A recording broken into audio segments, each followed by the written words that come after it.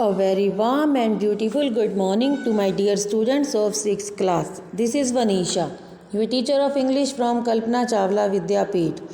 We have started chapter number 11 and we have done 2 pages. Today we are going to do page number 3. In 2 pages में बेटा हमने क्या पढ़ा था कि वो अपने नियोग मामा की हेल्प लेते हैं तीनों और वो एलिफेंट्स का अरेंजमेंट करते हैं, उनके ऊपर बैठ के वो काजीरंगा में जाके उनके जो हर्ड है उसका डियर का उसको ढूंढने की कोशिश करते हैं।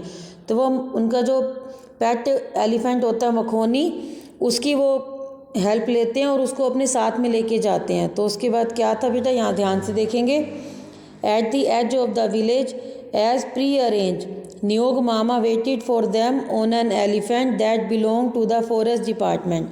कि विलेज के एज पे मीन्स विलेज के कोने में जहाँ विलेज का एंड होता है वहाँ पे पहले ही अरेंजमेंट उन्होंने कर रखा था। वहाँ नियोग मामा वेट कर रहे थे एक एलिफेंट पे जो कि एलिफेंट फॉरेस्ट डिपार्टमेंट का था।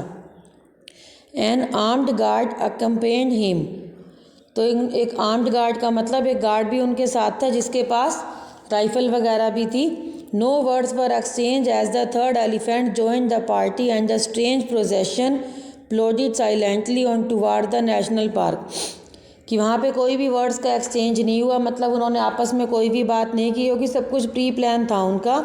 एक थर्ड एलिफेंट ने उनकी पार्टी को ज्वाइन किया और वो बिल्कुल स्ट्रेंज सिचुएशन से मतलब चुपचाप वहाँ से नेशनल पार्क की तरफ चल पड़े।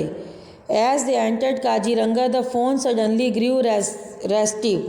कि जैसे वो काजीरंगा में एंटर हुए, जो फ़ोन था वो अचानक से रेस्टलेस में फील करने लगा। ग्रीव रेस्टिव का मतलब रेस्टलेस, क्योंकि उसको वहाँ का एनवायरनमेंट ऐसा लगा जैसे वो पहले यहाँ पे ही था। For it recognised the familiar environment, क्योंकि उसके लिए जो वहाँ का एनवायरनमेंट था काफ़ी जाना पहचाना था। Once it had calm down again the search for the herd began. फिर उसके बाद वो दोबारा से काम डाउन हो गया, शांत हो गया और उसके बाद दोबारा से उसके जो ग्रुप था हर्ड था उसकी सर्चिंग स्टार्ट कर दी गई।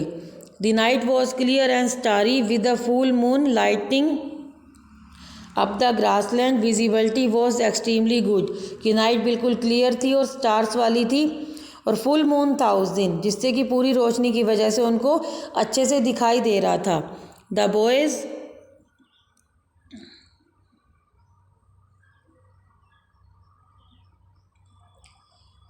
boys wondered at the deep silence and peace of the sanctuary। कि बॉयज़ जो थे वो बड़े खुश हो रहे थे कि वहाँ पे कितना साइलेंस है सेंचुरी में, वो कितनी शांति है। The elephant caravan took a wide sweeping route as it sought out one deer herd after another. तो एलिफेंट्स का जो कारावां था वो एक के बाद एक पीछे चल रहे थे वो, और इस तरह से वो जा रहे थे कि उनको एक के बाद एक जो डियर के हर्ड थे वो दिखाई दे रहे थे। An hour later, as they approached a large grazing area beside a beel, the fawn whined excitedly and began to struggle in Bubu's grasp। कि 1 घंटे के बाद क्या हुआ था, वो एक बड़े लार्ज ग्रेजिंग एरिया में गए थे। ग्रेजिंग एरिया मतलब जो घास का मैदान था जहाँ पे जो एनिमल्स ग्रेज करने के लिए जाते हैं, घास खाने के लिए जाते हैं। बिसाइड अ बील। बील क्या होता है बेटा, एक लेक होती है जो कि उस लो लेवल जो वहाँ पे मैदान था उसके बीच में एक लेक सी बनाई हुई थी एनिमल्स के पानी पीने के लिए। तो उस लेक के पास फ़ोन काफ़ी एक्साइटेड हो गया था और वो बुबुल की गोद में था, जैसे उसको बांध के रखा हुआ था। तो वो काफ़ी स्ट्रगल करना स्टार्ट कर दिया था, मतलब हिलना डुलना शुरू कर दिया था। It has sense the present of dear heard even before the other had seen it. उसको सेंस मतलब महसूस हो गया था कि उसके जो ग्रुप है, जिस ग्रुप से वो अलग हुआ था, वो ग्रुप कहीं आसपास है, बल्कि और किसी ने उसको नहीं देखा था उनके ग्रुप को। The boys looked around and finally spotted a herd some distance away. कि बॉयज़ ने इधर उधर देखा चारों तरफ और फाइनली उनको एक ऐसा हर्ड मिला जो कि उनसे कुछ दूरी पे था।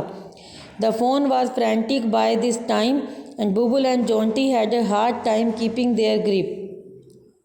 कि फ़ोन काफ़ी एक्साइटेड हो गया था देख के कि उसका जो हर्ड है उसका ग्रुप है, और बुबुल और जॉन्टी के लिए काफ़ी मुश्किल टाइम था कि उसको ग्रिप में रखना, उसको पकड़ के रखना फ़ोन को। It has happen Niyog Mama, we have hit the bull's eye, Dhanai हेल्ट। अब धनई चिल्ला के क्या बोलता है? बुल्स आई का मतलब है कि जैसे उन्होंने कोई गोल अचीव कर लिया हो। हिट द बुल्स आई का मतलब जैसे कि हम निशाना लगाते हैं तो वहाँ पे बिल्कुल सेंटर का जो पॉइंट होता है सर्कल्स के बीच में, उसको बुल आई बोलते हैं। तो उनको नियोग मामा ने उनको बोला कि ऐसे लग रहा है कि जैसे हमने निशाना लगा लिया, मीन्स हमें सफलता मिल गई है, हमें उसका जो हर्ड है उसका पता लग गया है। धनई चिल्ला के कहता है। The forest officer at once raised his, just wait बेटा, right hand and the procession halted, कि फॉरेस्ट ऑफिसर ने अपना राइट हैंड ऊपर किया मतलब रोकने के लिए, और सभी वहाँ पे रुक गए। This is as far as we need to go, कि जितनी दूर हो सकता था हम यहाँ पे आ चुके हैं।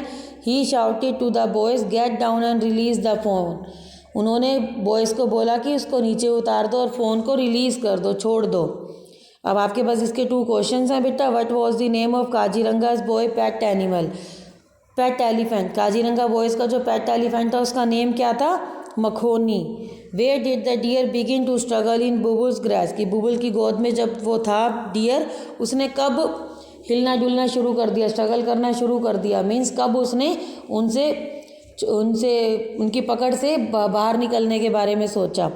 मखोनी knelt while the Kaziranga boys with great care brought the fawn down to the ground, कि मखोनी जो था, नेल्ट का मतलब अपने घुटनों के बल थोड़ा सा नीचे हुआ और काजीरंगा बॉयज़ ने बिल्कुल आराम से केयर के साथ उस फ़ोन को ग्राउंड पे छोड़ दिया।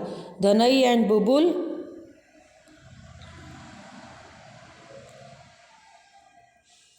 retained their hold on it while Jonty undid the halter around its neck, कि धनई और बुबुल अपनी जगह पे ही बैठे रहे और उसको मतलब पकड़े रहे, और जॉन्टी ने आराम से उसके नेक से जो उसको रस्सी बांधी हुई थी उसको हटा दी। He hugged it in a final embrace, कि उसने उसको फाइनली अपने गले से लगा लिया, क्योंकि उनका कनेक्शन बन गया था आपस में। इतने दिन से वो मतलब उसको संभाल रहे थे, उन्होंने विलेजर से भी बचाया था, तो उनका एक अटैचमेंट बन गया था। Go deer go, he shouted patting it, वो उसको सहलाते हुए, पैटिंग का मतलब होता है सहलाते हुए, उसको उसने बोला कि जाओ आप डियर जाओ।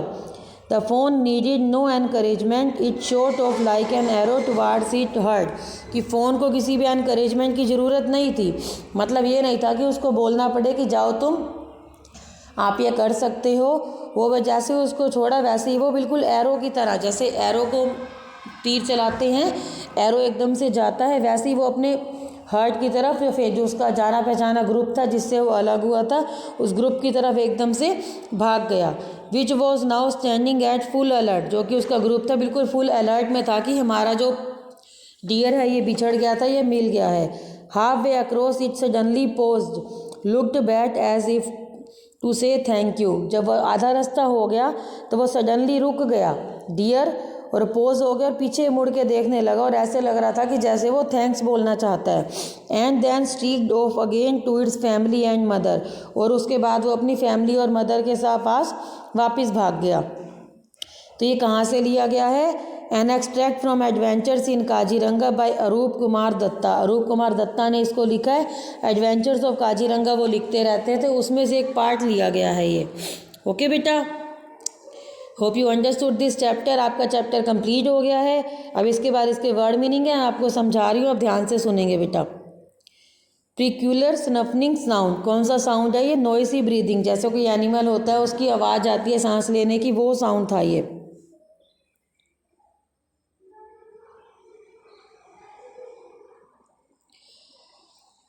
Press fallen face means sad expression, उदासी वाला।